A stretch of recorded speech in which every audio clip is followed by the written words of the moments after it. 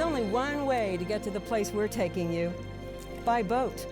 We're taking you on an adventure where nature is just pulsing and the animals seem to perform on cue. We fell in love with this place, and I think you will too.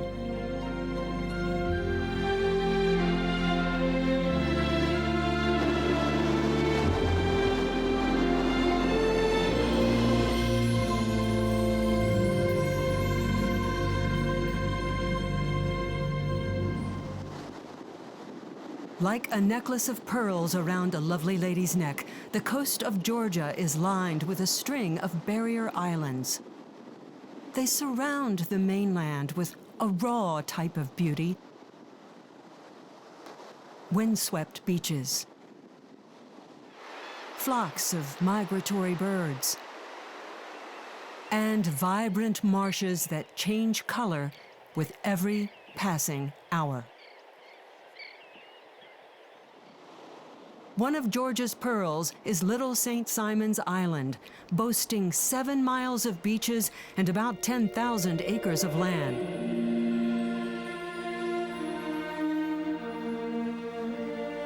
We arrived one spring evening during a full moon. The tides are higher than normal, the skies aglow with the hues of a new season. It is warming up on Little St. Simon's, and that means life is forming across the island. Naturalist Abby Sterling monitors the progress of shorebird reproduction with a special emphasis on Wilson's plovers. Like so many shorebirds, their eggs are designed to blend in with the surroundings. This is the nest. That's it, a divot in the sand. This camouflage is both a blessing and a curse. If you aren't looking for the eggs, they are hard to find. But they're also easy to step on if you're not paying attention. When the chicks are born, how tiny and fragile. They quiver under the sticks on the beach, waiting for food or protection from their parents. Again, think how easy it would be to step on one. They are truly defenseless to any predator as well. That's what makes places like Little St. Simon's so special. Compare this scene to this one. Dogs, people, fewer places to hide. There's nothing wrong with having places like this for a fun vacation, but biologists will tell you shorebird populations will drop dramatically without also having protected land like Little St. Simon's. This is where Abby's work comes in. She's looking at how various habitats impact the success rate for shorebirds. No. Oh, he's a spiky one. She puts colored bands on as many chicks as possible in order to keep track of them in future years. And so each bird gets its own colors so it can be identified. It's okay. The goal is to develop better management plans about which areas to protect from both predators and people. So he's got his bands on him, and then we just measure his tarsus, which is his leg. He's not holding still. Come here. Okay. So you just measure right here to here. No, you were being so good. Come here. Come here. All right. Wow, you're a good guy. Okay. Throughout the process, the parents are frantic, searching for their chicks. And when she returns them, watch how quickly the family regroups and gets as far away from Abby as possible. Shorebirds are such brave little fellows. Watch this plover. It's trying to fake us out, make us believe it is injured, in hopes we will follow it and move away from the nest. The adults, the male and the female, were doing a broken wing display. And that's basically a distraction technique, so that if there's any predators or threats to the nest, they try to lead you away from their nest. And so we were quite close to the nest, obviously, and they were trying to protect their So basically, if you see a bird doing that display, what should you do? Well, obviously that means that you're, too close to the nest. And the great thing about a lot of shorebirds is that they make it pretty obvious when you're threatening them. I guess that's why everybody is directed to walk between stakes and not come up above the high tide line. If you're out on the beach and you see that high tide line, that's a really good indication of where to not go above. If you stay on the wet sand on the beach, there's a really slim chance that you're going to be negatively impacting any of those shorebirds. As Abby and I walk, a pair of willets begin chasing a crow. Crows are another major predator of shorebird eggs and will quickly destroy a nest. Yeah, he is sneaky. Look at the willets chasing him. Because he knows where his nest is. Oh, wow. Look at that willet just came up from back there. So the parents are... Well, there's probably a couple willet nests. And this guy and one. that guy are with this nest probably, and that guy's in the back there.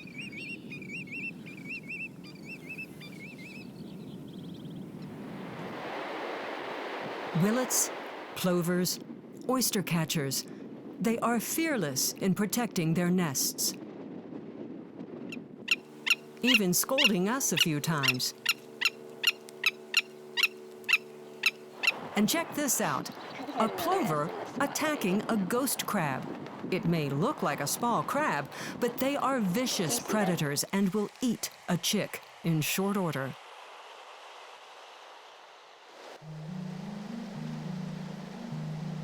Little St. Simon's is a birdwatcher's paradise, and one of the reasons we came. The island has been privately owned since 1760. It was a family retreat until the 1970s, when the island was opened up for a limited number of guests. With a small cluster of houses, Little St. Simon's allows no more than 32 overnight guests at a time. On an island that could be dotted with condos and beach homes, it is kept in the style of an old hunting retreat, which it was originally designed to be. There is a small dock, the lodge where meals are served, and bikes or kayaks to get around the island. The beach is just a short distance away. Ecological manager Scott Coleman knows we'll find horseshoe crabs there today because it's mating season for these bizarre-looking creatures. Yeah, so once a year, and literally for thousands of years, these primeval creatures have been climbing onto the beaches here on the Georgia coast. And so the females, the larger ones, like the one in the front here that you see, they come on shore to lay their eggs. Male horseshoe crabs will hang on to a female like Velcro, trying to fertilize her eggs. They are called satellite males, and there can be dozens hanging on to one female crab until she can shake them off in the sea.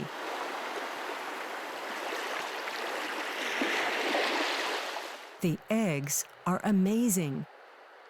You can actually see little horseshoe crabs in the liquid. Many of the adults fail to make it back to the sea because they come up at high tide and get stuck when the water recedes. They would never make it, would they? No.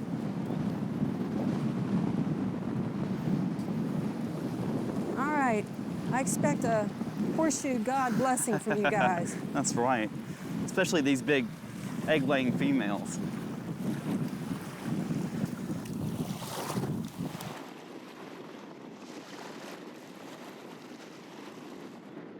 One by one, we rescue the crabs. They don't bite, and up close you can see what they really look like under that helmet hat body.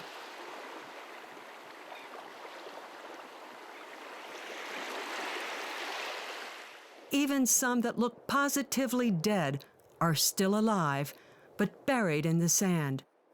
You go. There you go. saving them is worth the effort. You see, these crabs save lives. Pharmaceutical labs use their blood to detect a bacteria that can contaminate medicine. Horseshoe crabs have a compound in their blood that reacts to that bacteria by clotting.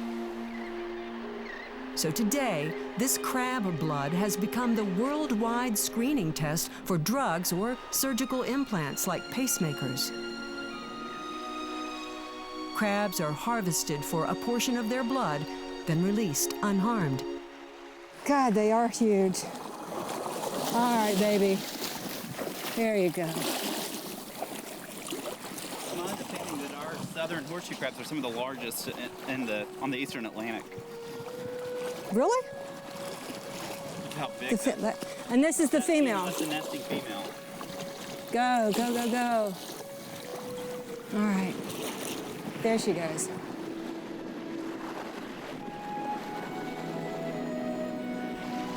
This is all part of an undisturbed barrier island. That means no seawalls, no added sand. In some places, you can literally watch the shoreline erode.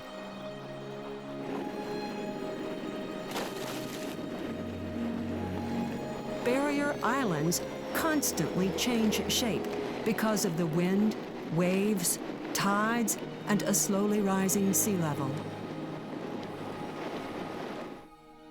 They get the name barrier because they serve as a protective block between the ocean and the mainland. Despite the obvious erosion at this point on the island, Scott isn't concerned because the beach is actually growing in other places. Sediment from the Altamaha River pumps out silt from inland Georgia onto Little St. Simon's shore. Here's a great example. Visitors often wonder, why is the beach pavilion so far from the beach? Well, this used to be the beach. The ocean was right there. But at this particular space, Little St. Simon's has grown a lot. These are not static landforms. Winds and waves constantly rework and move the island sand. Behind those dunes, there is a maritime forest. It is an enchanting place with trees covered in Spanish moss and rolling hills full of lush plant life.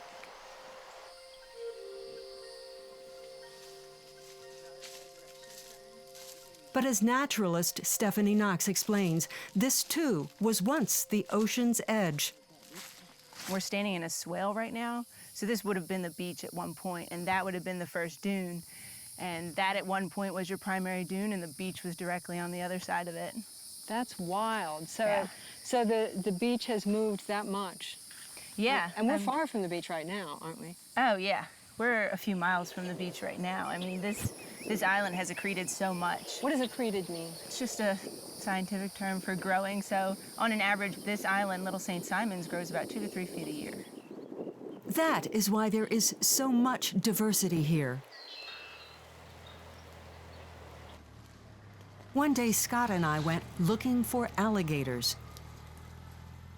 They dig out shallow pits called wallows that fill with water, important during times of drought. So this is just the first of many wallows. So this is alligator country. It is. If something comes charging out, I'm going to point at you. They don't want to be around us, and they will get a little defensive around their young, but if we give them plenty of space, it's Okay. not a problem. So. All right, cool. Well, let's go see what Let's check it out. She's actually down in this and I just saw a wallow baby. straight ahead, and Yeah, you just yeah, saw yeah. a baby go into the water too. Yep. This species is millions of years old and is the largest reptile in North America. They will often remain motionless if approached. Notice the eyes. Only the one on the other side blinks. Just stand back and give it some room. They usually They almost never bother people, but it's good to give them plenty of space. Alligators move a lot through the island, crossing from freshwater ponds where they live to saltwater marshes where they feed. Many of the ponds on Little St. Simons look like pea soup because they're covered with duckweed, an aquatic plant that floats on or just beneath the water. But then, so do alligators.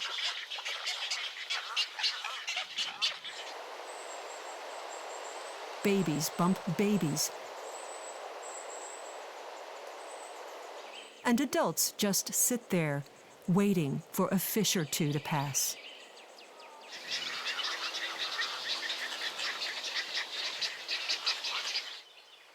The ponds and marshes that dot the island are host to a wide range of animals. And this is one of the most incredible sights you can see. A black skimmer on the hunt. Watch closely. The way skimmers feed make them unique among other American birds. That's because the bottom of their bill is larger than the top.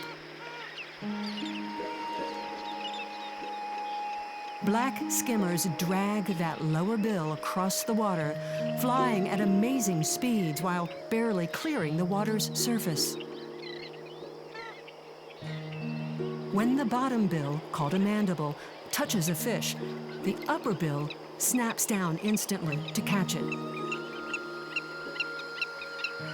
Usually around dusk or dawn, they begin gliding back and forth like aerial ballerinas with the intensity of a bloodhound. Skimmers leave water streams as they slice through the water, much like the vapor trail behind a jet engine. They're searching for small fish, a job made easier since they have narrow, vertical pupils that reduce glare from the water. When they finally land, they are no less dramatic, with a brightly colored bill and sharp black and white features. But it is in flight that they hold your attention. As long as they skim the water, it's hard to pull your eyes away.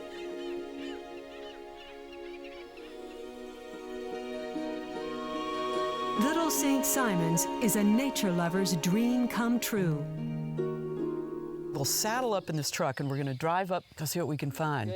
Naturalist Stacia Hendricks takes an early morning group of visitors to several vantage points for birdwatching. Black-necked stilts are a favorite in part because they're not too shy and sound off on a pretty consistent basis. Think of this, the size of the body in relation to the length of the legs. That bird has the longest legs to body volume than any bird in the world. She also takes them to a rookery, or nesting place. This time of year, birds are in their mating plumage, the roseate spoonbills more vivid than any. They get that incredible color from the crustaceans they eat, like shrimp. But in the spring, it is more beautiful than ever. A wide variety of birds nest here, and sometimes you will see behaviors that amaze even the experts. Witness this glossy ibis feeding on tiny fish. The peaceful scene changes quickly. Another ibis enters the picture, and a fight is on.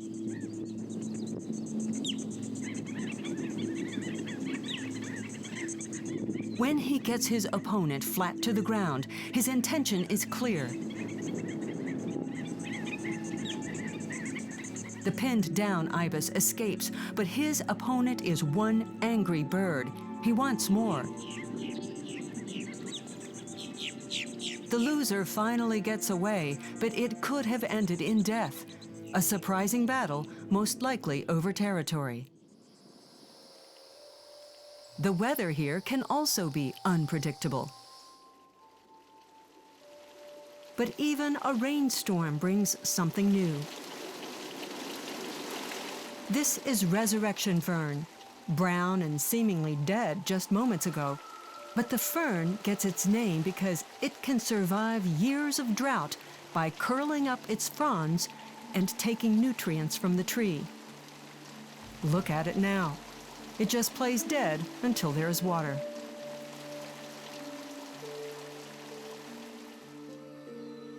This is an island that goes with the flow. Armadillos are snooping about.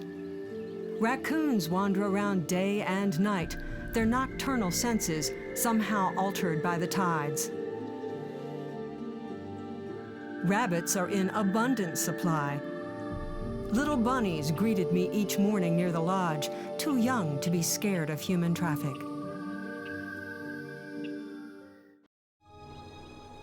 Perhaps the most significant feature of Little St. Simon's is what did not happen here. It was never successful as a big plantation.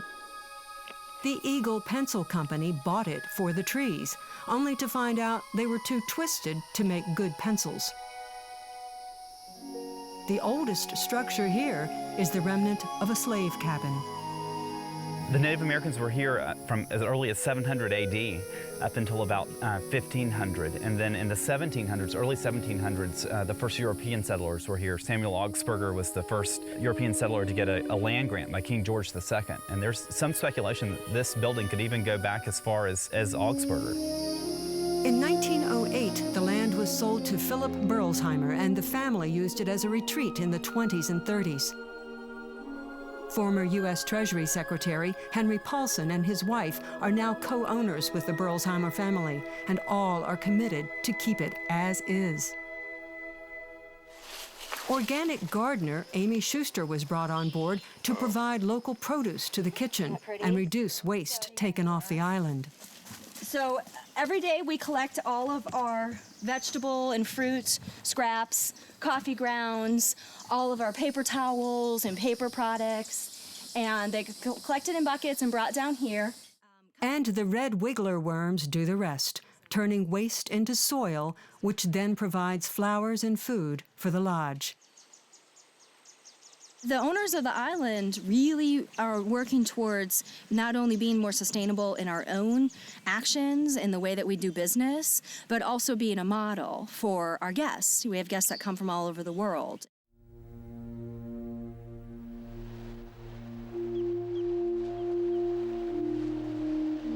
Little St. Simon's. Here you might see your first painted bunting, a bird not likely found on your backyard feeder.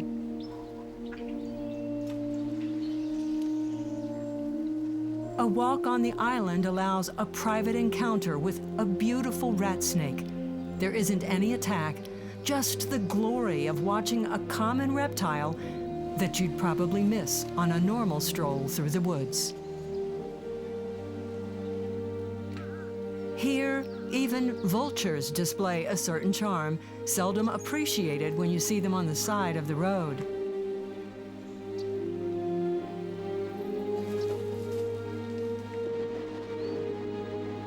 You will discover that most days bring a sunrise or sunset that stops you in your tracks. All barrier islands have a personality of their own. Perhaps the word serenity best describes the feel of Little St. Simon's. It really is like stepping into another world. I'm Sharon Collins. We'll see you next time.